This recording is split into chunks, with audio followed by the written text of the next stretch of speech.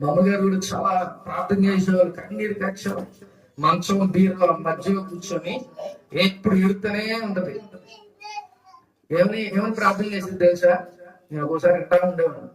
ఏం ప్రార్థన చేసేదంటే, అయ్యా నేను రక్షణ పొందా, నా భర్త మారాలి, నా కుటుంబం, నా పిల్లలందరూ కూడా మారాలయ్యా అని చెప్పి ఏడుస్తూ ప్రార్థన చేస్తా ఉండే. ఒక్కొక్కసారి నేను అనేవాడిని, ఎందుకమ్మా అట్లా ఏడుస్తావు, ఎందుకు? ఆ ప్రార్థన చేసి ఎత్తే కళ్ళు ఎర్రగా అయిపోయి ఏడుస్తా ఉండేది. ఎందుకు అలా ఏడుస్తున్నావు అని చెప్పి నేను అడుగుతూ ఉన్నట్టే మాకు అది తెలియదు కాబట్టి నిజంగా ఆమె బ్రతుకున్నప్పుడే మేమందరూ రక్షణ పొందాం. అందరూ అంటే ఆమె ప్రార్థన ఫలించింది. ఒక రక్షణ పొందాలంటే అది సామాన్య విషయం కాదు. ఆ మనసులో దేవుడు కలగజేస్తే, దేవుడు వాళ్ళ హృదయంలోకి వెళ్తే, దేవుడు వాళ్ళ కుటుంబంలో అడుగు పెడితేనే రక్షణ కార్యాలు మనం చూడగలం. ప్రేమ